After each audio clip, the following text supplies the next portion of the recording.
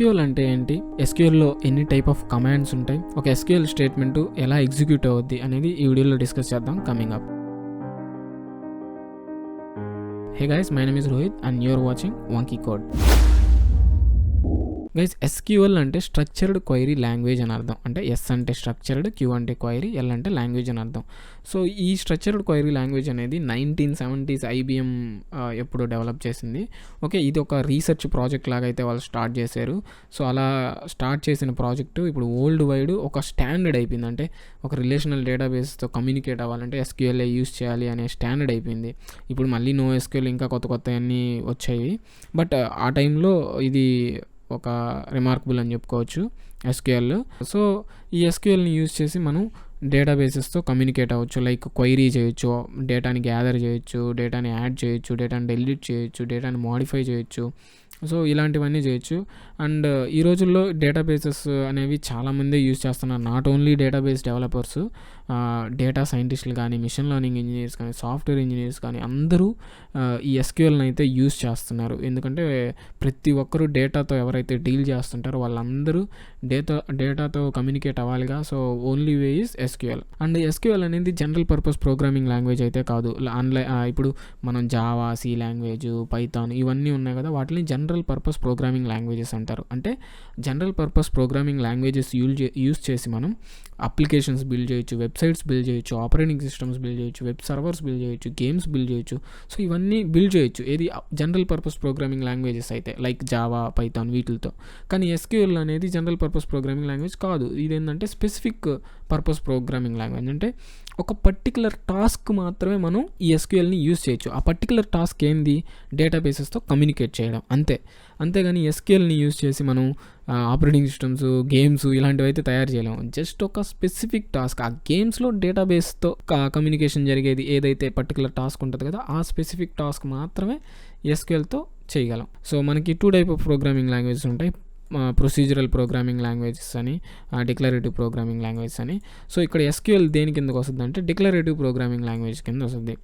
So C++, Python ఇవన్నీ ఉన్నాయి కదా, ఇవి ప్రొసీజరల్ ప్రోగ్రామింగ్ లాంగ్వేజెస్ అంటారు. సో వీటిలో మనం ఏం చేస్తామంటే ఒక స్టెప్ బై స్టెప్ ఇన్స్ట్రక్షన్స్ని అయితే ఇస్తాం. ఓకే, అంటే ఏదైనా ప్రాబ్లమ్ సాల్వ్ చేయాలంటే ఓకే ఫర్ లూప్ రాస్తాం, లూప్లో ఒక లాజిక్ రాస్తాం, అలా ఒక స్టెప్ బై స్టెప్ ఇన్స్ట్రక్షన్ ఇస్తాం ప్రోగ్రామింగ్ లాంగ్వేజ్లో. కానీ SQLలో మనం ఒక స్టెప్ బై స్టెప్ ఇన్స్ట్రక్షన్ అలాగే ఉండదు. జస్ట్ ఒక స్టేట్మెంట్ ఇది ఇలాగ చూడండి, సెలెక్ట్ స్టార్ ఫ్రమ్ వేర్ అని ఇచ్చాం కదా, అంటే మనకి ఏం కావాలో ఇస్తాం. అంతేగాని ఇక్కడ చూడండి, డిక్లేరింగ్ వాట్ యూ వాంట్ అంటే మనకి ఏం కావాలో ఇస్తాం, అంతేగాని అది ఎలా తెచ్చుకోవాలి అనేది మాత్రం మెన్షన్ చేయం. ఇక్కడ మాత్రం ఎలా తెచ్చుకోవాలి అనేది మెన్షన్ చేస్తాం. ఓకే, ప్రొసీజరల్లో. సో ఇక్కడ చూడండి, select star from movies where year greater than 2010 అంటే ఏంటంటే నాకు 2010 తర్వాత వచ్చిన మూవీస్ అన్నీ లిస్ట్ కావాలని చెప్తున్నా. దీనికి అర్థం అది. దీనికి ఇవన్నీ తర్వాత చూద్దాం, సెలెక్ట్ ఇవన్నీ జస్ట్ ఎగ్జాంపుల్ చెప్తున్నా. ఓకే, అండ్ SQLలో మనకి డిఫరెంట్ టైప్ ఆఫ్ కమాండ్స్ ఉంటాయి. అండ్ ఇక్కడ వచ్చి 4 ఉన్నాయి. మామూలుగా ఇంకా ఎక్స్ట్రాగా DQL అని డిఫరెంట్ అయితే ఉంటాయి.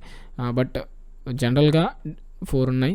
సో DDL అంటే డేటా డెఫినేషన్ లాంగ్వేజ్ అని, DML అంటే డేటా మ్యానిపులేషన్ లాంగ్వేజ్ అని, DCL అంటే డేటా కంట్రోల్ లాంగ్వేజ్ అని, అండ్ TCL అంటే ట్రాన్సాక్షన్ కంట్రోల్ లాంగ్వేజ్ అని.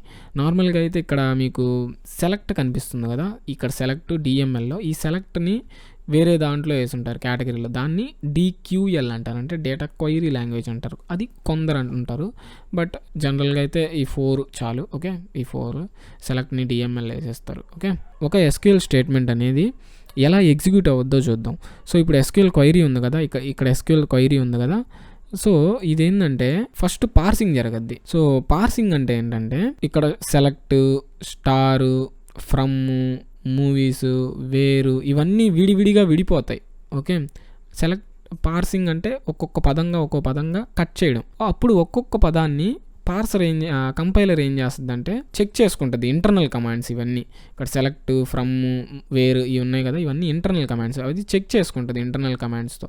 అలాగా మళ్ళీ కంపైలర్కి వెళ్ళి అది సింటాక్స్ చెక్ చేసుకోవడం, లెక్సికల్ అనలైజర్ అని, సింటాక్స్ అనలైజర్ అని, కోడ్ జనరేషన్ అని, కోడ్ ఆప్టిమైజేషన్ అని, ఇలా చాలా ఉంటాయి. ఇన్ కేస్ మీరు CS బ్యాక్గ్రౌండ్ నుంచి వస్తే మీకు కంపైలర్ డిజైన్ అని ఒక సబ్జెక్ట్ ఉంటుంది. ఆ సబ్జెక్ట్లో ఒక 5 ఫేజెస్ అయితే ఉంటాయి, 5 స్టెప్స్ కంపైలర్ అనేది ఎలా చేస్తుందని.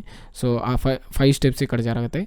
ఆ తర్వాత ఫైనల్గా మనకి ఏదైతే ఫైనల్గా మనకి క్వైరీ వస్తుందో దాన్ని క్వైరీ ఆప్టిమైజ్ చేస్తారు. ఈ క్వైరీ ఆప్టిమైజ్ చేయడం వల్ల కొంచెం ఎఫిషియన్సీ అనేది ఇంక్రీజ్ అవుద్ది. అంటే డేటాబేస్తో మన క్వైరీ ఇంటరాక్ట్ అయ్యే విధానం కొంచెం చేంజ్ అవుద్ది.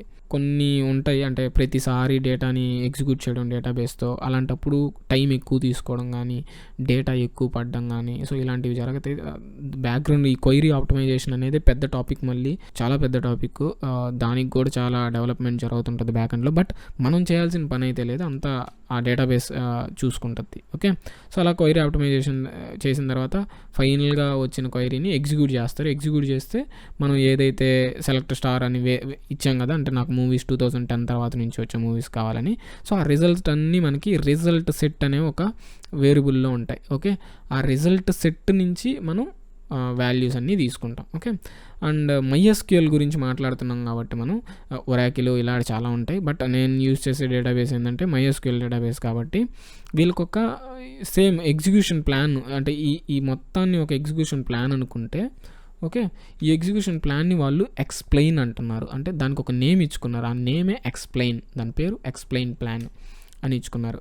ఓకే, సో ఇప్పుడు డేటా సెట్ ఏమి యూజ్ చేస్తున్నానంటే నేను IMDb డేటా సెట్ యూజ్ చేస్తున్నాను. IMDb డేటా సెట్ ఏంటంటే అది ఒక మూవీ డేటాబేస్. అంటే మనకు ప్రపంచంలో రిలీజ్ అయ్యే మూవీస్ డీటెయిల్స్, రేటింగ్, మొత్తం కమెంట్స్ అన్నీ ఈ IMDb వెబ్సైట్లో అయితే ఉంటాయి. ఈ IMDb వెబ్సైట్ ఎవరిదంటే అమెజాన్ వాళ్ళది. అమెజాన్ వాళ్ళే మెయింటైన్ చేస్తున్నారు. ఓకే, సో ఈ IMDb డేటా సెట్లో మనకి ఏమేమి టేబుల్స్ ఉన్నాయంటే యాక్టర్ టేబుల్, డైరెక్టర్ టేబుల్, అంటే యాక్టర్స్ అందరు దీంట్లో ఉంటారు, డైరెక్టర్స్ అందరూ ఈ టేబుల్లో ఉంటారు, డైరెక్టర్స్ జానర్స్ అన్ని ఈ టేబుల్లో ఉంటాయి, మూవీస్ అన్ని ఈ టేబుల్లో. సో ఇలాగా ఒక్కో టేబుల్కి రిలేషన్షిప్స్ కూడా ఉంటాయి, అన్నీ కనెక్ట్ అయి ఉంటాయి. ఓకే, సో అది ఎలా కనెక్ట్ అయి ఉంటాయి, ఈ ప్రైమరీ కీస్, ఫారెన్ కీస్ అన్నీ ఇప్పుడు డిస్కస్ చేద్దాం. Okay, so that's pretty much it, guys. Thank you very much for watching this video. Hope you like this video, and I'll see you in the next one.